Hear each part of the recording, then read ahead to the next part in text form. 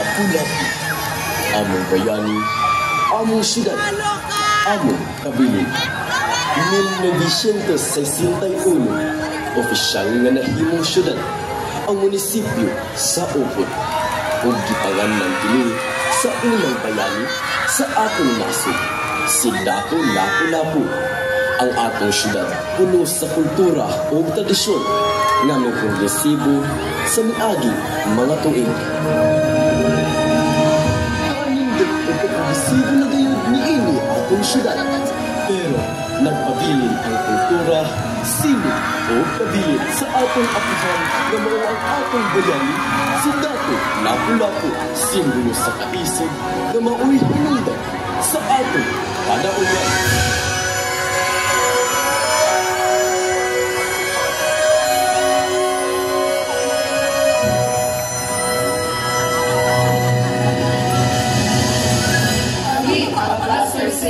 Nagtungtuban sa Barangay Agos o Barangay Marinito.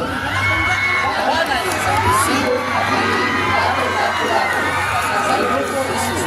Kabatalan sa Presido at Maling Sini.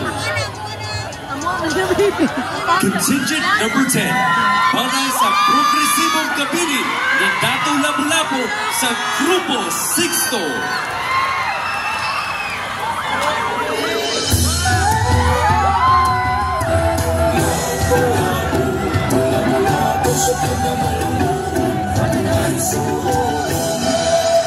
Wow! What an amazing Lapu-Lapu!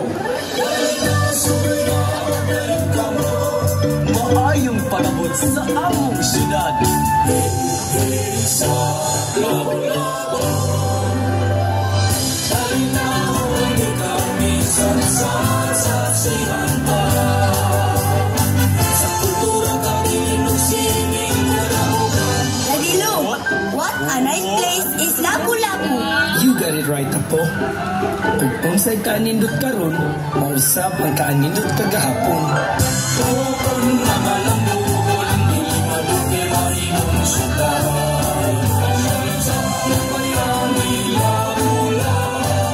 Tungod sa maayong pagdumala sa atong mga namunuan karon ug nidagayday sa atong tugatan ang kaisog sa atong bayani sa syudad ni progresibo gayud sa kultura, kabilin ug sining ang atong syudad. My heart now belongs to Lapu-Lapu, Dadilo. My pride, my hero, and my hope.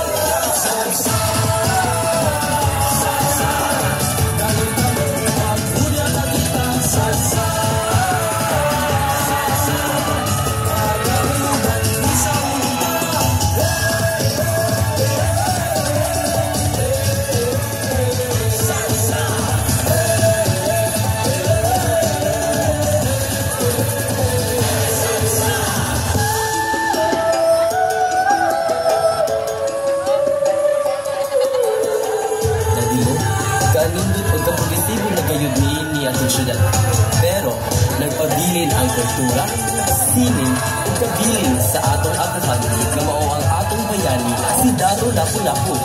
Simbolo sa kaisog nga mao'y hinungdan sa atong kalaugan.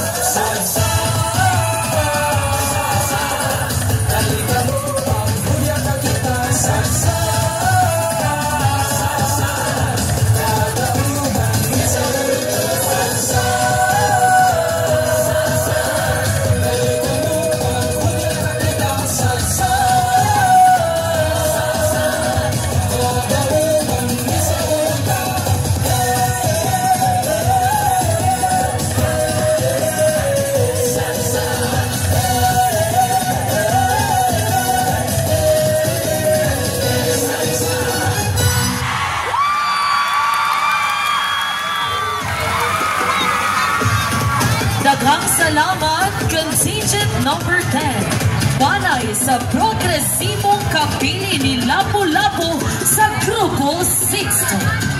They would like to thank the following.